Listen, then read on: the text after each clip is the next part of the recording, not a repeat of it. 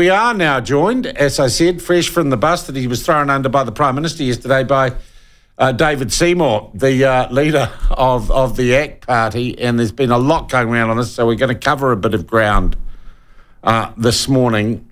First, David, I'd like to ask you, were you surprised by the vehemence with which the Prime Minister rejected the Treaty Principles Bill yesterday?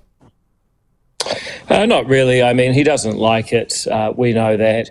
That's why we have different parties. The ACT Party exists to put these things on the agenda when others won't. Well, he said there's nothing about the bill that he likes. He was quite specific. Not a single thing. Not the idea of equality before the law or the government's right to govern. That is really surprising to many New Zealanders. Yeah, I'm sure it is. But look, I think the point is we need to have this discussion. A lot of people don't want to have it. A lot of people are scared of it.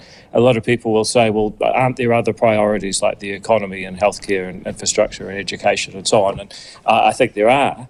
I just make the point that unless you're prepared to have these difficult conversations and have them in a constructive way, then it's actually all the harder to solve all those problems because, we want to see it easier to get resource consent for a house. But so long as people widely believe that you have to follow the principles of the Treaty of Waitangi when implementing the Resource Management Act or whatever comes after it, and so long as you say that you have a different set of rights in resource management based on who your ancestors were, it's harder to build more infrastructure and more houses. And you can make similar arguments right through, education, health, and so on. We called the bill divisive, and if I was going to give he basically said, we're giving ACT their little bill, and then we're going to kill it dead as a dog because it's rubbish. It's not a very respectful, it would seem to me, way to conduct politics, and it was, I'd say, as vehement as I've seen the Prime Minister in rejecting an idea. Yeah, but it's water off a duck's back. I mean, you can see that he's deeply uncomfortable with it. That's fine. That's why we need an ACT Party in government to put the harder things on the table.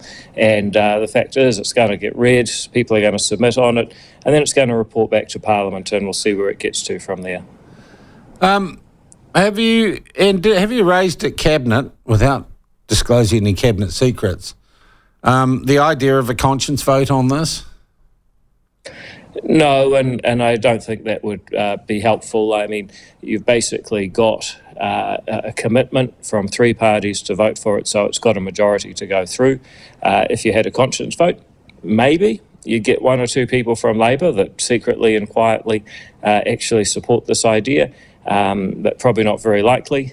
You might well get some people from National and New Zealand First who decided to vote against it, so the bill wouldn't go through. So I think given we've got a commitment for all 68 government MPs to vote for it, we should stick with that. Once.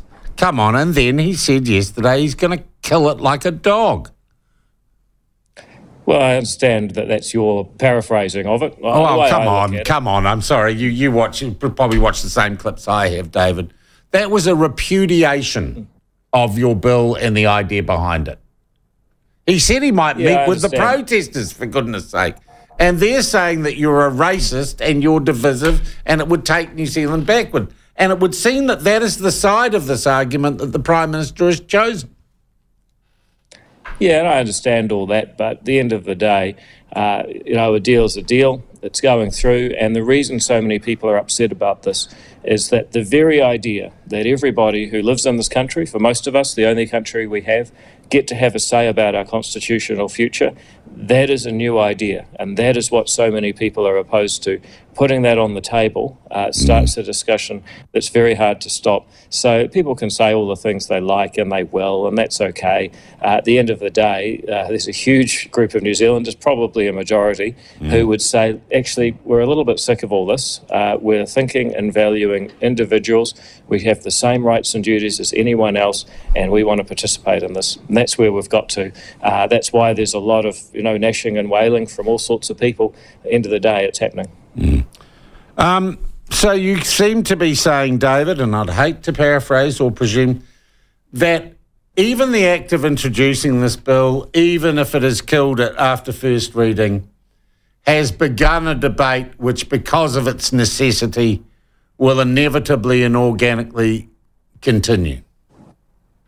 Yeah, I think it will. I mean, if you look at most movements for equal rights, it's the end of slavery, euthanasia, homosexual law reform, all of those took time and several attempts at introducing laws to Parliament before the right side of the argument won.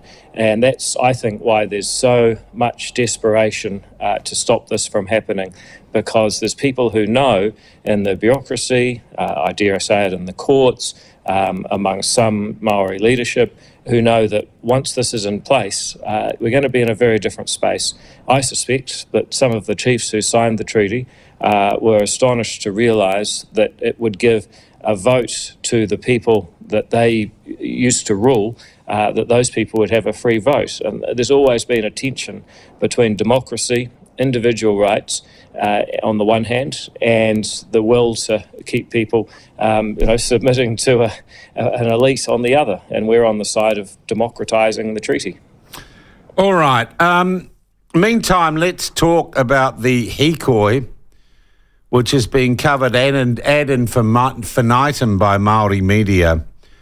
Were you surprised that, and you've already had a crack, was it last week, at Jenny May Coffin, and corrected her in the opening of an interview, a thing which I understand got much play on social media.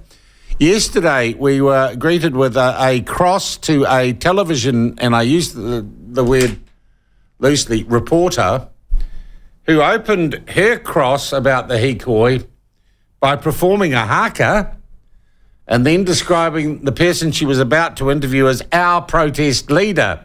And she ended the cross with a waiata. That was on television, New Zealand. Do you have any expectation of balanced, fair or accurate media coverage as these people wind their way down to Parliament? Yeah, I do, because people have moved on. If you look at that interview I did with Jenny May on Friday morning, that's gone on YouTube. Last I checked, it had over 100,000 views on our channel. Some different people are mixing it up, creating other versions. I suspect a couple of those I've seen have got 100,000 views. So I suspect that interview in some form has now been seen over 500,000 times up and down New Zealand. Now, how many people watch Breakfast? Haven't seen their latest ratings, but I wouldn't be surprised if it was under 100,000 now. So, more people are getting their information online and from platforms like this, perhaps, than they are from the likes of traditional media. So, yeah, I know what they're like, and we can see what they're doing. But, people are switching off from them and looking for their information elsewhere. I thought it was funny. TVNZ put that interview up and said it's a must-watch. I totally agree, but not for the reasons they think. All right. But it is clear now, in terms of the hikoi, in terms of the bill, Mr. Luxon's put his stake in the ground yesterday, didn't he? He's not for this.